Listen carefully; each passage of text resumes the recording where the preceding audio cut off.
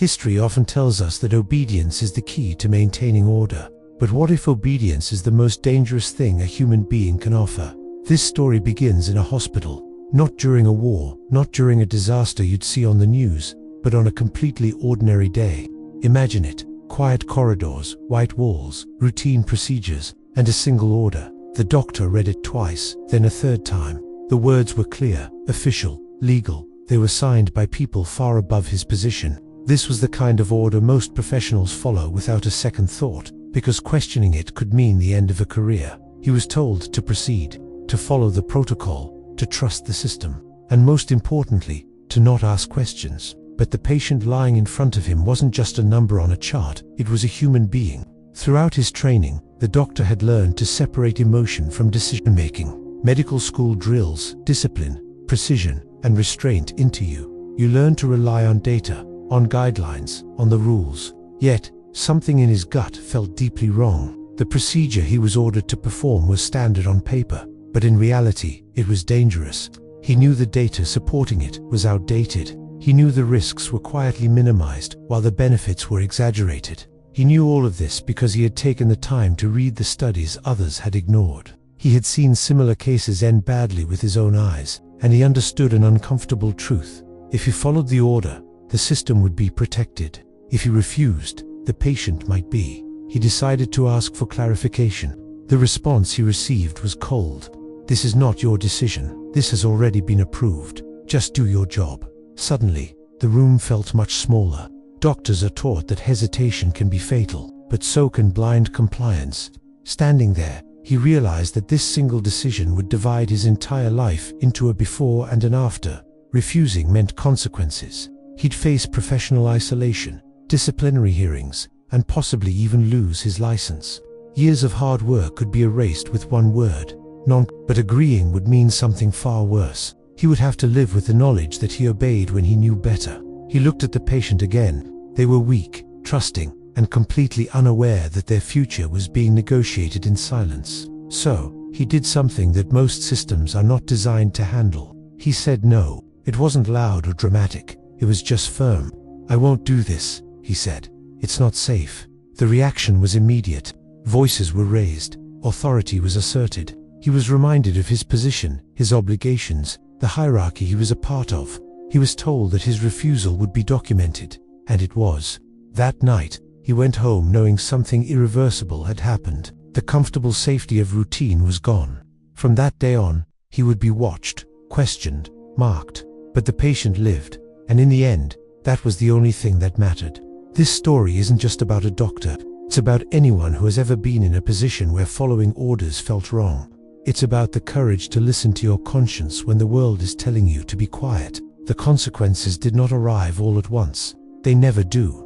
At first, nothing happened. No calls, no emails, no official reaction. The hospital continued to operate as if the refusal had been quietly erased. But that silence was misleading.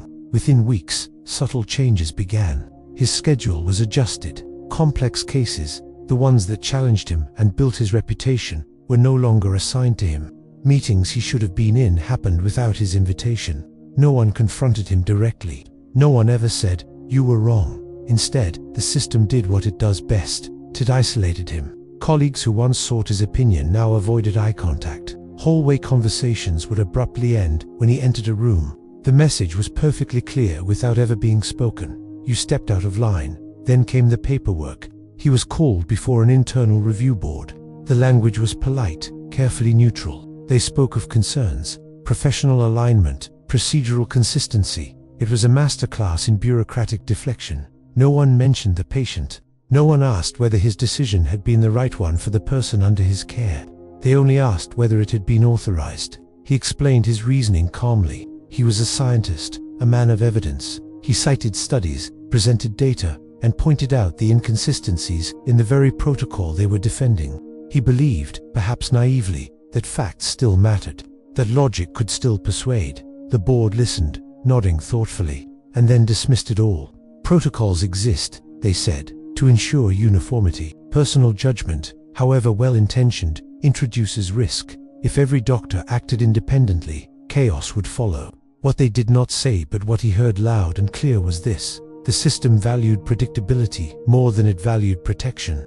It was built to shield itself, not the patient. After the hearing, his professional life began to shrink. Opportunities vanished. Research funding was denied without explanation. Promotions stalled. His name quietly stopped appearing on important lists. Outside the hospital walls, nothing had changed. Inside, everything had. At home, the weight of it all followed him.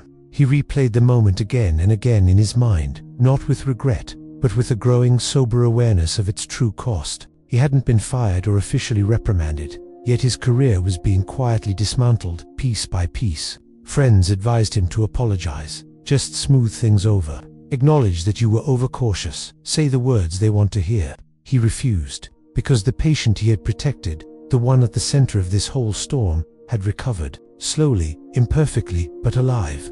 And that single outcome mattered more than any letter of reprimand, more than any promotion or accolade. Months later, another patient arrived with a similar profile. The same flawed protocol was proposed.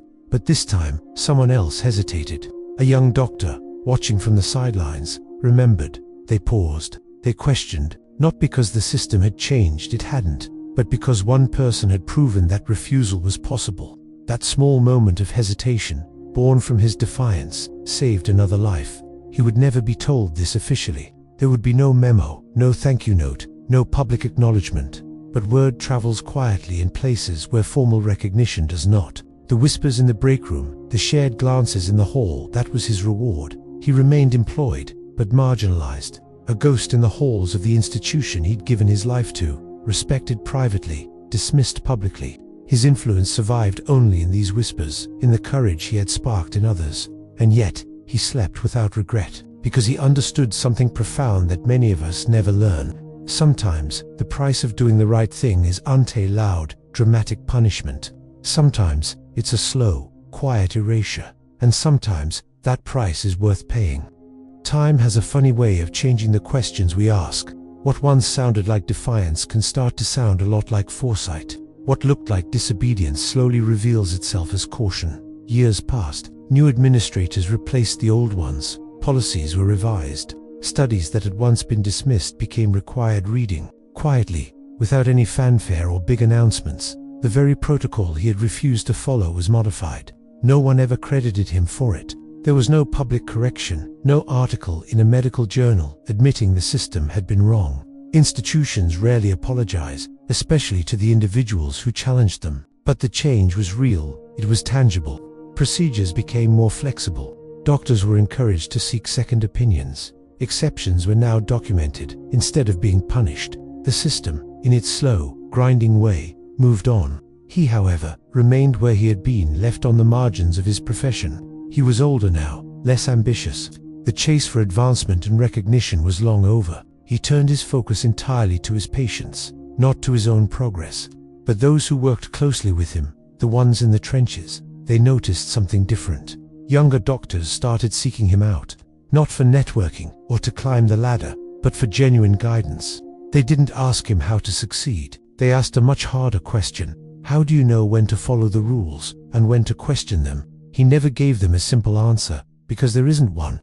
Instead, he talked about responsibility. He explained the crucial difference between authority and accountability. He warned them about the quiet danger of just assuming someone else, somewhere higher up, has already thought everything through. He taught them that protocols are valuable tools, but they should never be used as shields to hide behind. Outside the hospital, his life was modest. He never wrote articles to defend his past actions or sat for interviews to tell his side of the story. He simply let the official record remain incomplete. Why? Because defending himself would have meant accusing others, and he had no interest in tearing people down. Then, one day, something completely unexpected happened. A former patient recognized him on the street. Not the one from all those years ago, but someone whose life had been saved indirectly. Their complication had been avoided because a younger doctor, one he had mentored, hesitated at a critical moment. That doctor remembered his advice and chose a different, safer path. The patient thanked him, full of gratitude, without knowing the full story behind why they were even alive to say thank you. And he accepted their gratitude without offering any explanation. In that moment, for the first time in years, he felt a subtle shift. The heavy weight he'd been carrying wasn't lifted, but it felt redistributed. The professional cost he had paid was real and undeniable, but so was the impact he'd had. He realized then that integrity doesn't work like recognition. It doesn't come with plaques or applause. It works like influence. It's quiet, it's delayed, and most of the time, it's almost invisible. The system never gave back what he had lost. His career never recovered in the traditional sense. But time had finally exposed the flaw he had seen long before anyone else was ready to admit it. In the final years of his career, no one called him a rebel. They called him careful. The word carried a different weight now. What had once been treated as an act of resistance was slowly being reinterpreted as wisdom. This wasn't because the system ever admitted its mistake. It was because the outcomes, the lives that were saved, could no longer be ignored. He never got back what he had lost. The promotions he deserved never came. The leadership roles he was qualified for were always offered to others. His name remained conspicuously absent from the official hospital histories, and he accepted that. He seemed to understand something that very few people ever do. Integrity does not negotiate with reward. It doesn't ask for a trophy or a plaque. Its only prize is itself. When retirement finally approached, there were no grand ceremonies. There were no long speeches celebrating his decades of dedicated service. It was just a quiet, almost anonymous exit, marked by a simple handshake and a thick folder of paperwork. But on his very last day, as he was walking out, something unexpected happened. Several younger doctors were waiting for him near the exit. They hadn't brought any gifts. They didn't have any prepared speeches. They just stood there, and one by one, they simply thanked him. But they didn't thank him for teaching them complex surgical procedures. They didn't thank him for helping them advance their own careers. They thanked him for something much more profound.